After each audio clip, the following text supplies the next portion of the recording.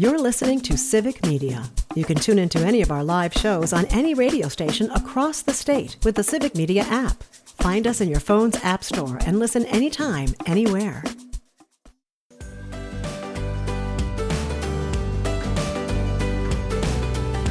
And welcome back. It is the WXCO Morning Report, 98.9 WXCO, online at WXCO.FM, mobile devices and Alexa by searching WXCO, and on the Civic Media app.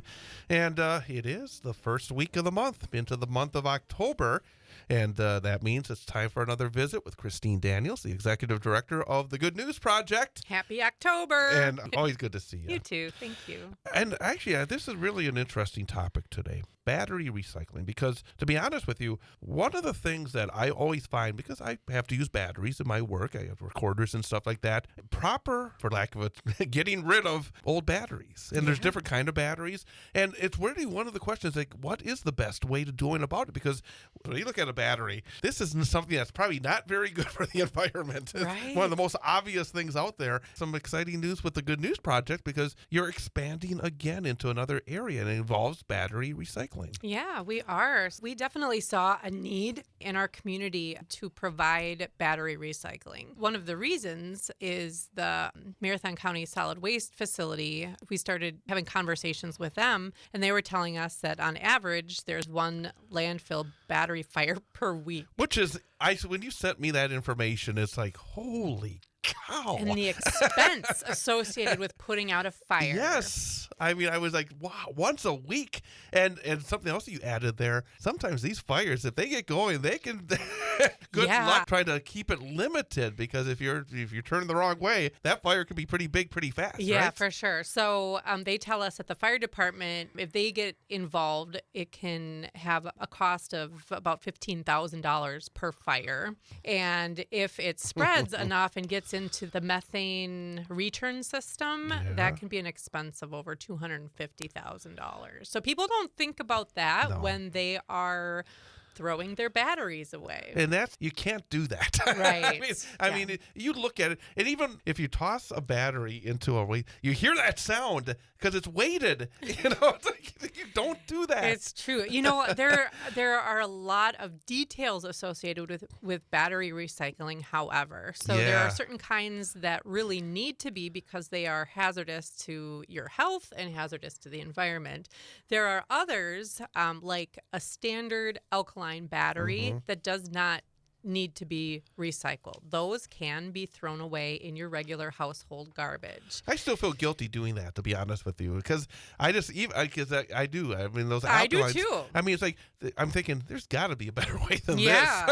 But you want recycling to be energy efficient, right? And so you have to be able to recover the good stuff efficiently. And when it comes to alkaline batteries, it would take more resources being put into the process than what you would actually get out of it. So that's one of the interesting things when you were sending me this information I looked at, and I think it goes to a lot of the different kind of activities that Good News Project is involved in, and other folks that are trying to do what's best for the environment, that there's often a criticism, the cost analysis involved. You look at that. We do. That was one of the interesting. You looked at that. Yes, in a perfect world, you would want to be able to properly, recycle or put in the proper space the alkaline batteries, but the cost analysis was made. You do think about that, don't you? For sure. Oh, yeah. A lot of research goes into it. And, we go to the experts. We talk to the people that have been doing this or who are specifically in that industry to better understand,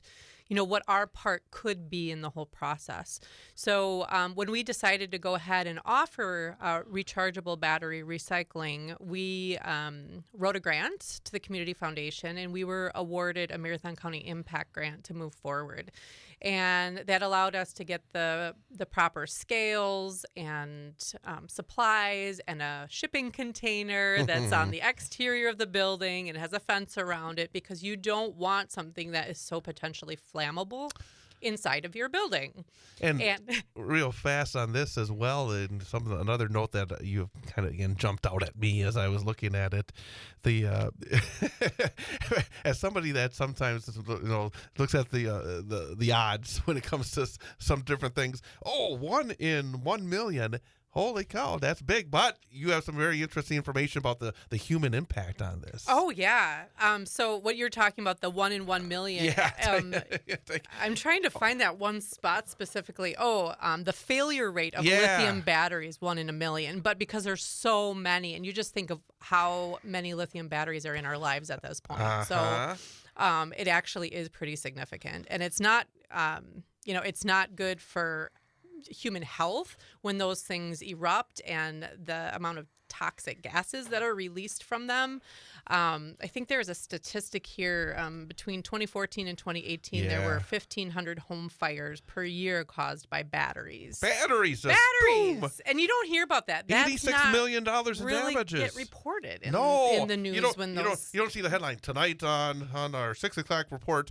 Battery leads to major fire. Yeah, no. But recently, I think I've heard maybe twice in the news in the last 3 months locally of where that was named as the source. Yes. Jeez. And I thought, interesting. Now, it's your timing is good. It's very good. Yeah. So we do charge to take in batteries. And last Friday was our very first rollout of the program. And for the first day, we thought it was decent that we received 38 pounds of batteries that need to be recycled. And we do charge $2.29 a pound because there is this whole process that we have to go through once we take it into our warehouse. They have to be sorted by type. The terminals must be taped so that they're not touching one another. They have to be moved out into a different area. And then if there's something that is structurally damaged, like you might see, one of those square lithium batteries that kind of looks a little bloated. I don't know if you've ever seen one, but once our eCycle program manager, Eric, had brought some into his office, which he has never done again since then, because he was taping them sitting at his desk and one was getting really hot and it was bloated and he was like, oh my gosh. And he ran out into the warehouse. There's a cement floor, it's a metal building, and he dealt with it okay. But that was definitely a learning experience. Little James Bond action there, tick, tick, tick. So it is more expensive to deal with the structurally damaged batteries. That's $4.99 a pound. More with Christine Daniels on battery recycling at 7:22 here on WXCO. You're listening to Civic Media. Stay up to date on the latest news and information for your local community and Wisconsin by signing up for our free email newsletter. Visit civicmedia.us/email to get started.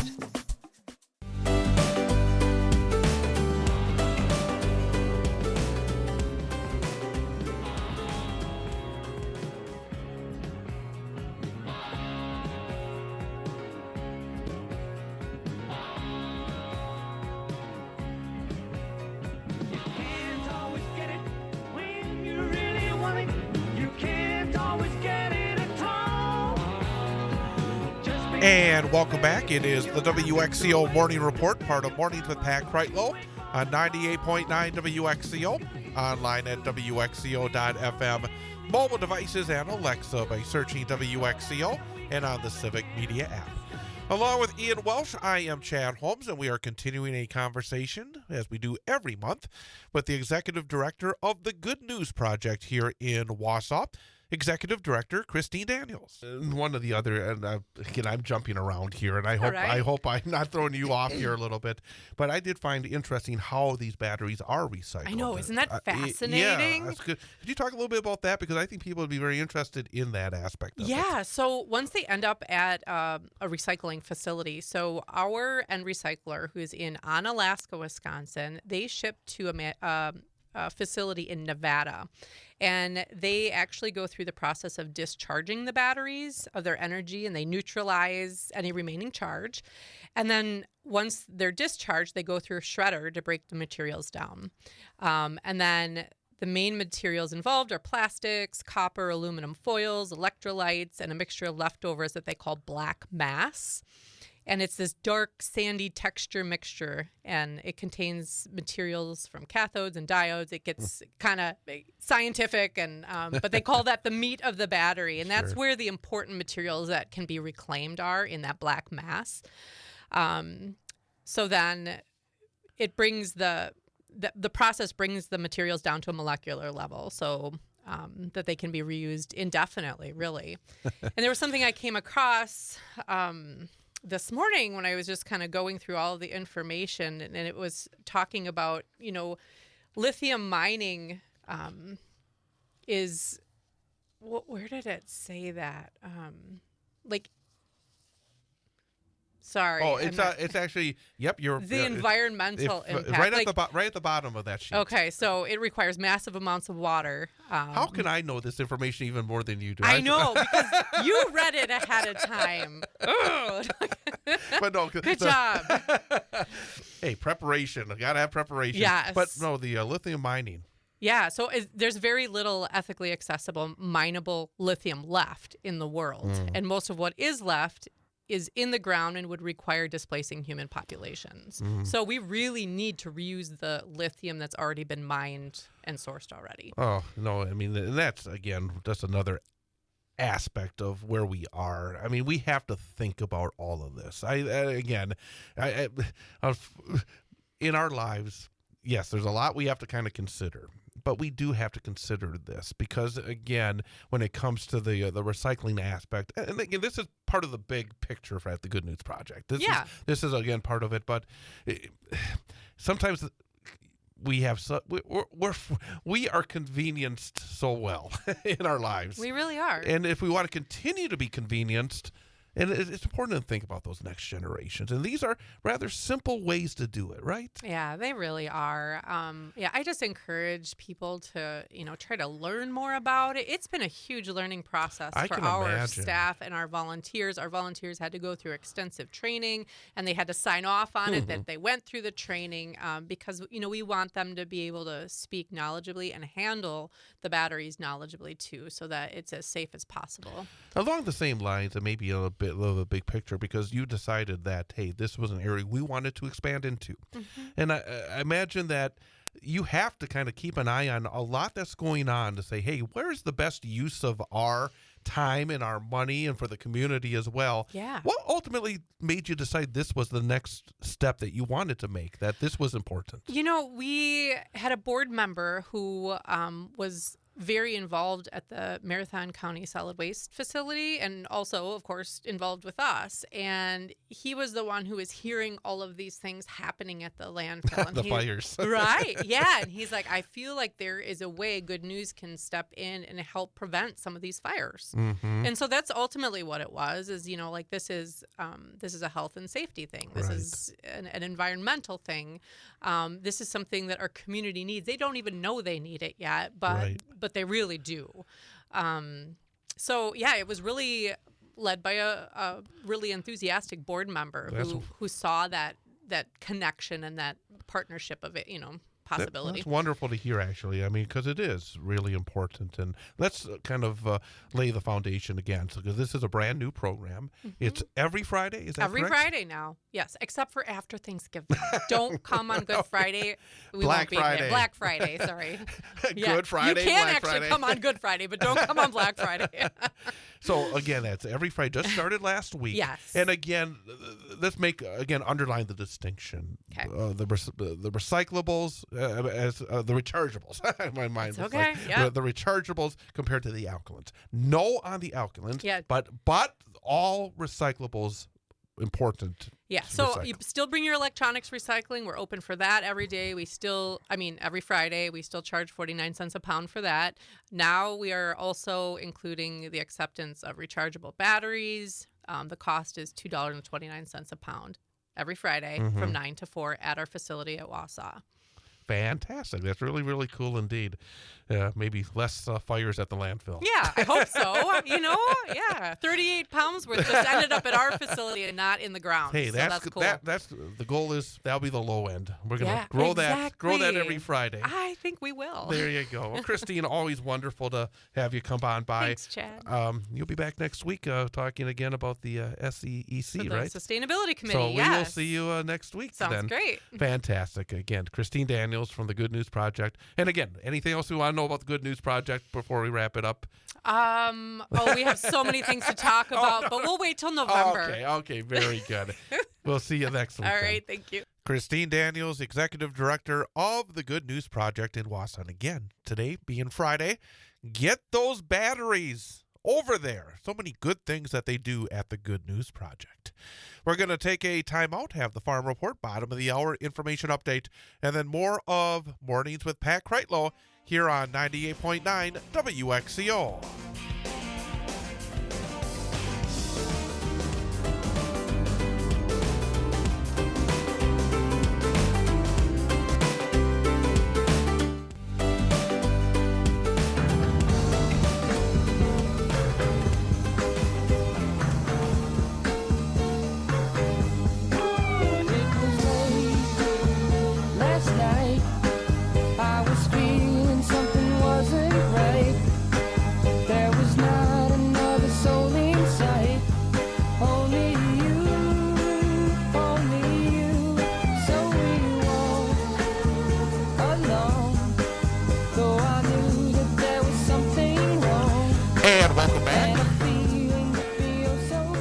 It is Ian. We have some sort of issue here. Give me a second here. Let me see if I can. Why are we? So I got all my. I'm going to turn off my camera. I'm going to see if that does anything. Is that doing? No, it doesn't do anything. What's going on here? Sure. If it's the audio or. Let's see. Let me try something quick. Let me see. If necessary, turn the camera off because we don't need the camera on. And it is WXCO Morning Report on 98.9 WXCO, online at WXCO.FM, mobile devices and Alexa by searching WXCO, and on the Civic Media app. The time is 7:53. Currently another beautiful start here in north central Wisconsin. The temperature stands at 59 degrees. I hear groaning. That's not a good sign. That's not a good sign. Well, actually, I think it's just your phone. I think it's just your microphone. Why is my microphone? Maybe I'll try the other microphone. Let's go to the microphone 3. All right. This there one will it is. work. Hey, there you go. Well, that one didn't like you this morning. Things are falling apart here. That one didn't like you this morning. Ay. Paul Michlig across the way. Let's jump in because we are limited in time. We don't have all day like we used to. Hint, hint, people. Hey, Brewers know it's the Cubs.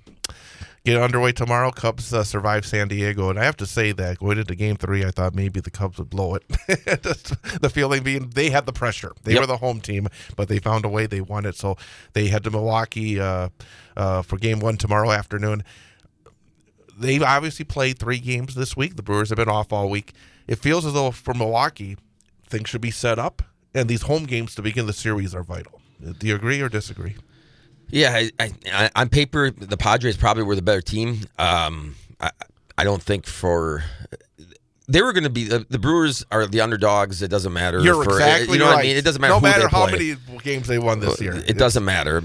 So it was going to go this way anyways. You're right. And because the Padres are a good team on paper, they're loaded. Yeah, they've got some pretty high priced talent. That's for sure. And Chicago does too. But I thought that Padres were actually the better team. But I think that I still want to play Chicago. You don't want to sit up there and have Chicago fans buy all the tickets and come up there. And I don't think the 3 games matters because lately those teams have been winning the second a lot of times. Yeah, I don't know what the percentage the Mets is. did last year. Mets did last year. There was somebody else the year before. I think the Phillies did. I think it was the Phillies the year before, or 2 years ago, whatever. But the percentage is probably like 50-50 winning that game. Well, baseball playoffs now are so different than what baseball is. It's a 162 game marathon. And then it turns into these short series. It's where you lose your home field advantage with a snap of the finger. I mean, it really is who gets hot at the right time. And hopefully the Brewers get hot, because that's what it comes down to. I was saying yesterday that I wish it was back in the old days between 1903 and 1968. One team made it to the World Series, the best team in the league. The Brewers would have been in the World Series already. Yep. Or even from 1969 to 1993. There would have been 4 teams. They would have been in the National League Championship Series already. So now it's just harder when you have all these teams in the playoffs. And you got days off and more variance. Yes. I mean, so the Cubs can still throw their probably number one if that's what they choose. There's so many days. Yeah, you're exactly right. These days off. Don't get me going on the days off. which I'm gonna.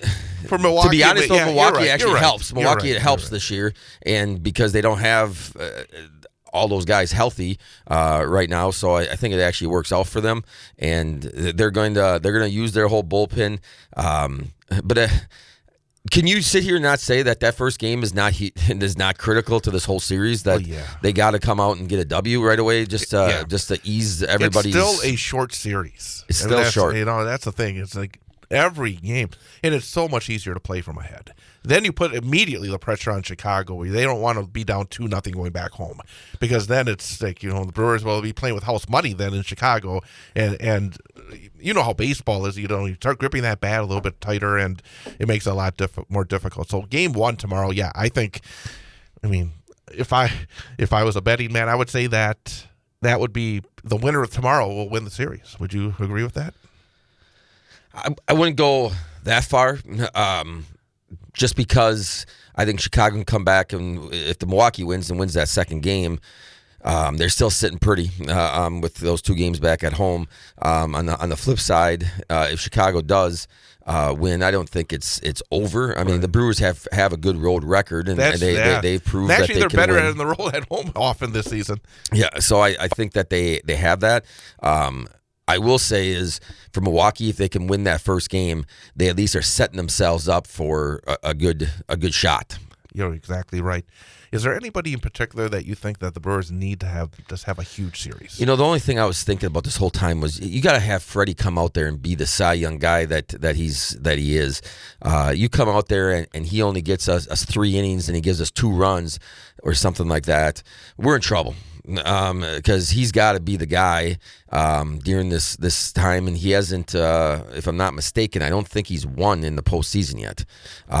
So this is the time that Freddie's got to go out there and give us. Look at that rookie last night for the Yankees.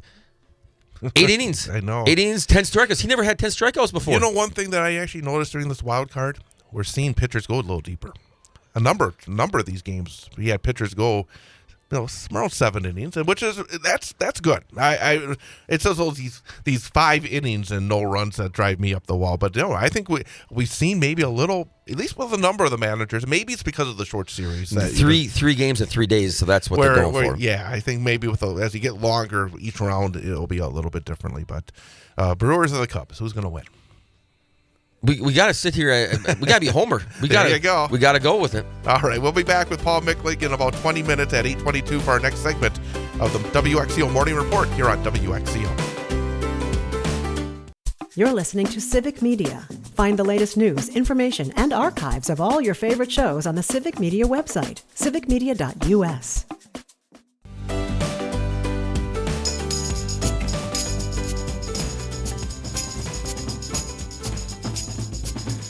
And welcome back. WXCO Morning Report, part of Mornings with Pat Kreitlow here on 98.9 WXCO. Getting ready for the weekend, talking some Wisconsin sports with Paul Michlig. It is 8:23. Very nice start. And boy, all week long it's been just incredible weather as we get into the month of October. Fair skies, 61 degrees is the temperature. Well, I'm glad to see they calmed down, because you were not very happy on Sunday night. You weren't even happy early. I mean, you were unhappy the entire night watching the Packers in Dallas, weren't you? Well, after that 2-point conversion, you felt that momentum and everything that you've done. You've dominated the game, and it's 13-2. You just went from a 2-touchdown lead to a touchdown and a field goal and a 2-point conversion, and this guy over here is making a jokes of it'd be 50. It's going to be 50-2 instead of yeah. Well, it was you were close with the 50. Unfortunately, they both had 40, and you can just see, I just.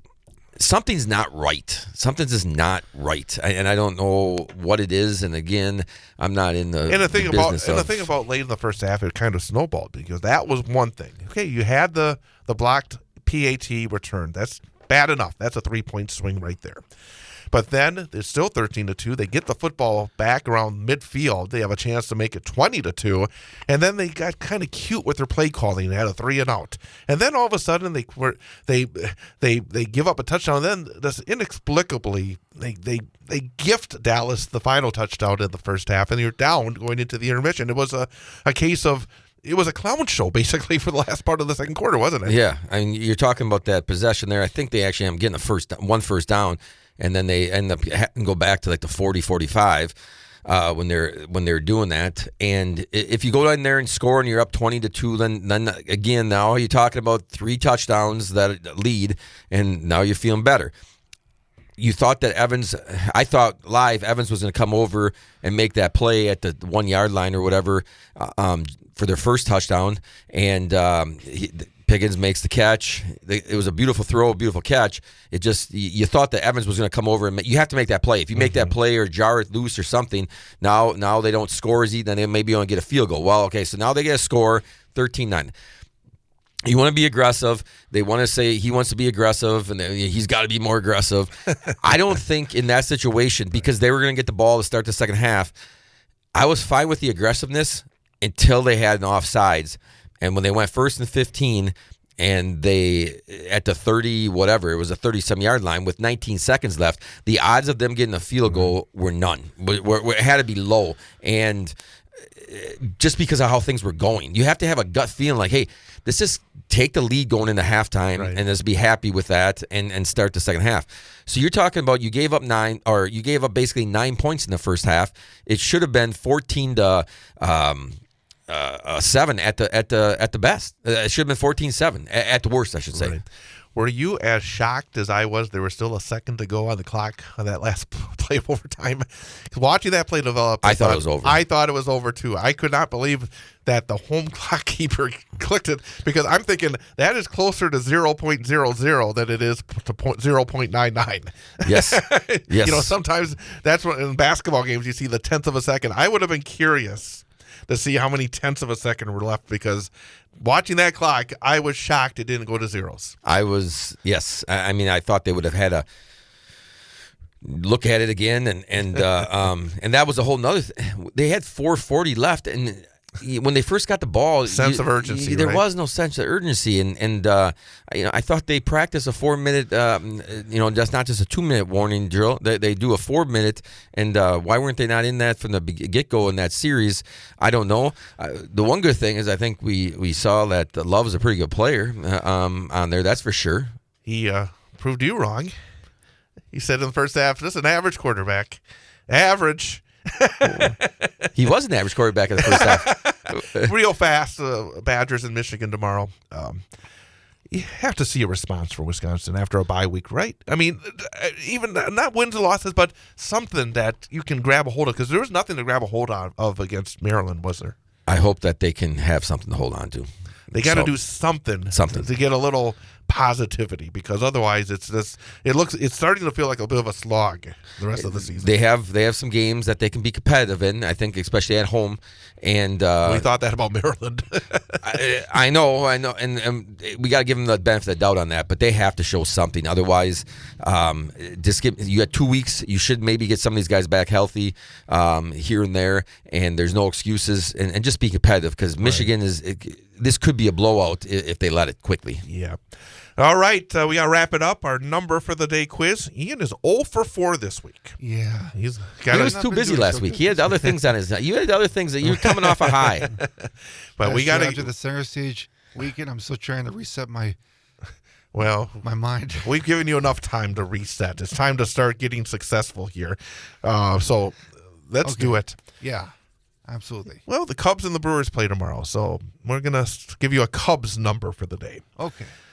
How many World Series championships have the Chicago Cubs won? That is your number for the day. How many World Series championships have the Cubs won? Okay, what are my choices? Is the correct answer 1, 3, or 5? How many World Series have the Chicago Cubs won? 1, 3, or 5? Okay, I'm going with my gut here. I'm going to say 1. 1 is my final answer. Paul, what about you? 1. The Cubs have won 3. Oh, 1907, 1908, and 2016. I guess my gut needs to be a reset as well. I bet you Downtown Ollie knew that one. My gosh, my instincts are really off this week. Well, we'll try again starting Monday. Yeah. All right. Well, have a good weekend. You too, Chad. Happy Friday, everybody. Have a great weekend. Have a good weekend to you too, Paul Michlig. You do. Everybody have a great weekend. And stick around. An information update coming up, and then more of Mornings with Pat Kreitlow here on 98.9 WXCO.